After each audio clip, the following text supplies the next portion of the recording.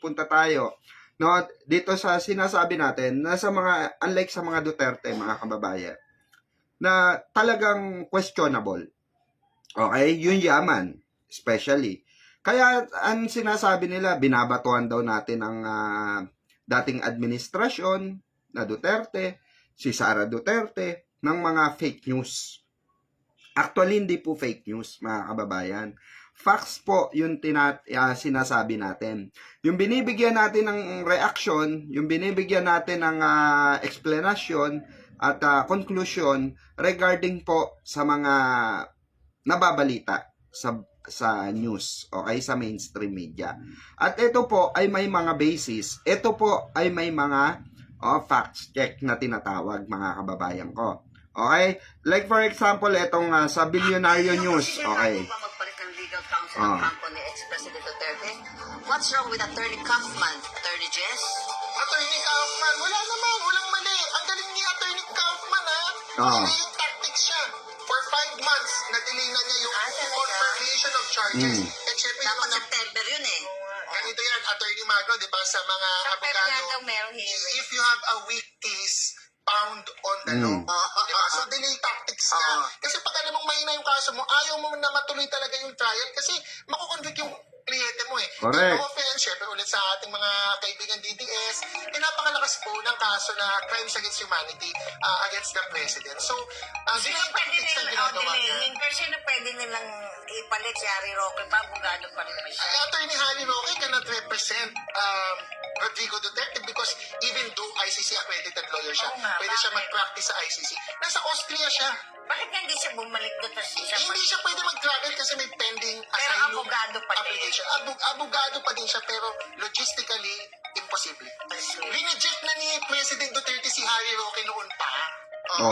Last year pa, hindi na niya kinuha. So, hindi niya talaga kukunin yan. Sa mga rough language, kinabla na siya noon. Di ba? Correct. So, ayan di ba?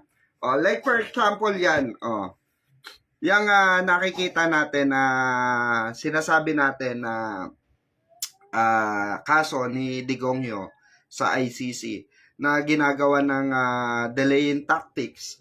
Kaya nalaman natin mismo kay Kaufman na grabe pala yung kayamanan ng mga Duterte. Grabe pala ang pera ng mga Duterte.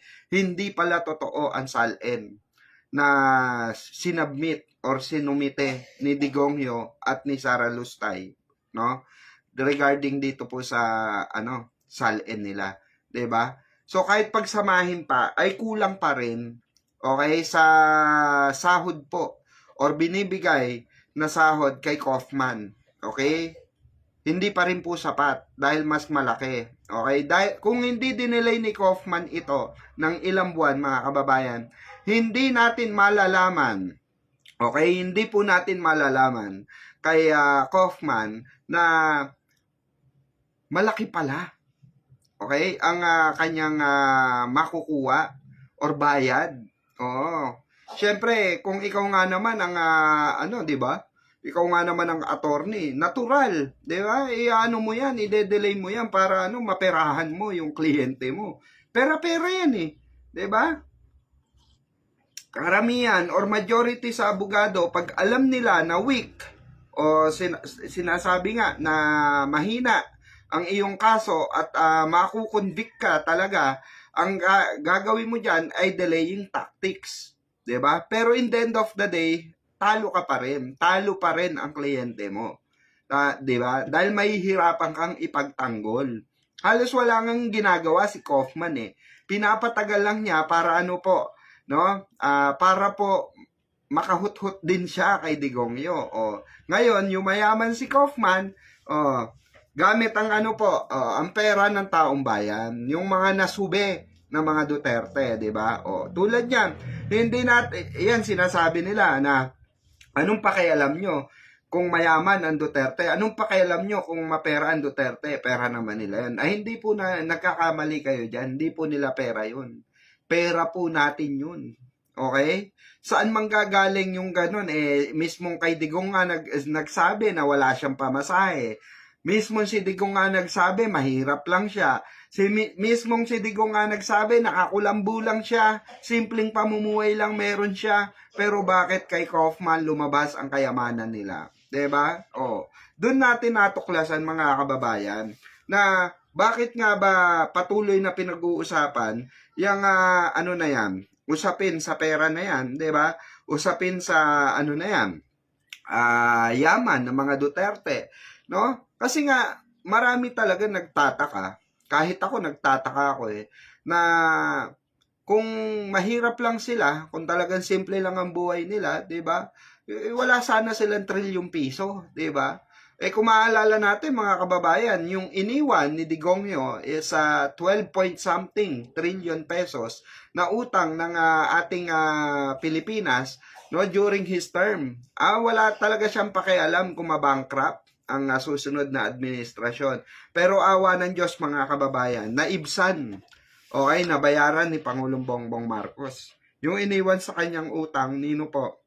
Ni Digongyo. Diba?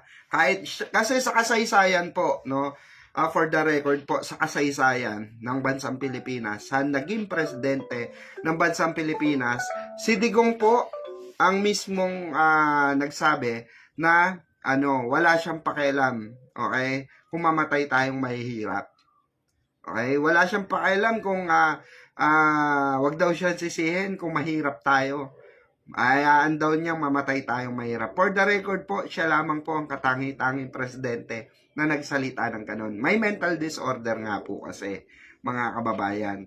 Yan din po ang first time na nangyari sa atin na meron tayong naging isang presidente na merong mental disorder, mga kababayan. Diba?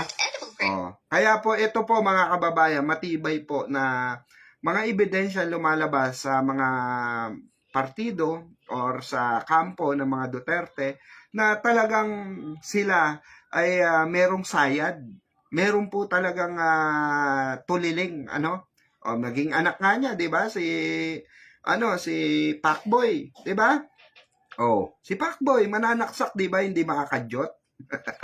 Hindi makabembang 'di ba? Inonsi daw siya nung sasaksakin niya, 'di ba? So, alam niyo 'yon mga kababayan, hindi ko maintindihan bakit nananalo pa rin itong mga ganitong klase ng kulangot sa industriya na wala naman literal na nalalaman, basta na lang pumasok sa politics dahil politiko yung tatay nila. Basta na lang pumasok sa politika dahil alam nila na 'di ba? Alam nila na itong mga itong mga bata na to anak ni Digongyo, 'di ba? Kaya nananalo. Ganun lang yun Pero kung tutuusin mga kababayan, wala po talaga silang alam or nalalaman kung paano patakbuhin ang isang bansa. 'Di ba? Si BP Sara nyo nga, 'di ba? Yung mga didilis diyan, galit na naman. Nagmumura na naman 'yan. Yung mga didilis, paano nyo masasabing karapat-dapat si Sara? Kung sa simpleng tanong, 'di ba? Hindi niya maintindihan ang kanyang sasabihin. Or hindi niya alam ang sasabihin niya sa taong bayan. Sa mismong nag-i-interview sa kanya. Sablay na sablay, di ba? Tapos galit na galit kayo pag sinita, kinontent. Di ba? Wala kayong magagawa. Di ba? Kasi kailangan natin ang susunod na presidente na maayos ang utak.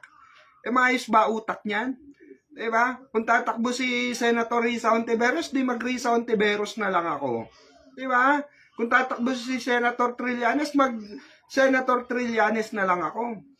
Diba? Kaysa iboto ko yan si Sara Lustay. Diba? Kaysa iboto ko yan si Labongo. Natatakbo rin presidente. Diba? Bahala kayo dyan. Diba? Wala. Hindi namin susuportahan yan dahil bakit? Mga tulonggis siya, may tililing sa utak yan Diba? Kayo na mismo ang umusga sa mga pinaggagawa nitong mga to. Katibayan na po yan mismo sa bibig ni Sara Lustay, 'di ba? Lumabas. Yung mga kataga na hindi karapat-dapat. Ganun din naman kay 'di ba? Kay Digongyo, ganun din. Pero nabudol tayo lahat. Lahat ng mga salita niya, ngak-ngak niya, wala. Literal lang, nangak-ngak. Literal lang nangawa. Diba? Wala nagawa. Wala nangyari. Tulad nila Mike Defensor. Nagiiyak ba sila nung panahon ni Digong? Masaya sila. Kasi bakit? Spoiled sila eh. Yung kurakot na ginagawa nila, spoiled.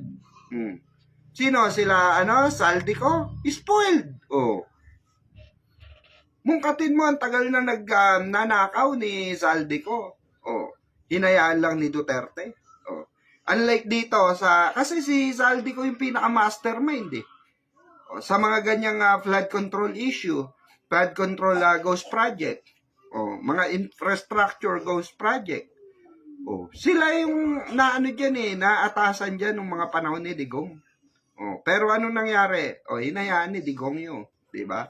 So dito, sa makatuwid, mga kababayan, matibay ang ebidensya natin, matibay ang theory natin, matibay yung sinasabi natin. Dahil mismo, sa kanila na nanggaling yung mga ebidensya. Sa kanila na nanggaling yung mga, diba, mga identity nila mismo. Yung nagsasabi na sila ay kasama doon, diba? Kasama sa mga irregularidad na ginagawa dyan sa Malacanang nung panahon ni Digongyo, diba? Sa DPWH din. Sinabi ni Digongyo na malawak ang tawag dito, ang korupsyon, diba? Sa administrasyon noon. Pero may nagawa ba siya? Especially daw sa DPWH. May ginawa ba siya? Wala. Sila Mike Defensor, nag-rally ba? Hindi. Diba? Ngayon lang sila nagra-rally. Bakit po? Kalaban eh. Diba? Nabuko eh. Diba? Nasagasaan sila eh. Nabuking yung mga proyekto nilang ghost project. Kaya ganun, nagngangal-ngal sila. Diba? Simple as that, mga kababayan. Kaya nga, isa sa mga rito, solusyon dito, mga kababayan, sa darating na 2028, wag na po natin iboto ang mga Duterte or kaalyado ng mga Duterte. Dahil diyan po, dahil sa kanila, nasisira ang ating bayan. Nasisira ang sambayanang Pilipino, nasisira ang bansang Pilipinas. Dahil bakit po? Wala namang etiketa itong mga ito. Pegador, wala kang kawala. Pegador, kayo ay maganda. Pegador, galit sa masama. Pegador, ang sa inyo bebenga. Pegador, wala kang kawala. Pegador, kayo ay maganda. Pegador, galit sa masama. Pegador, ang sa inyo bebenga.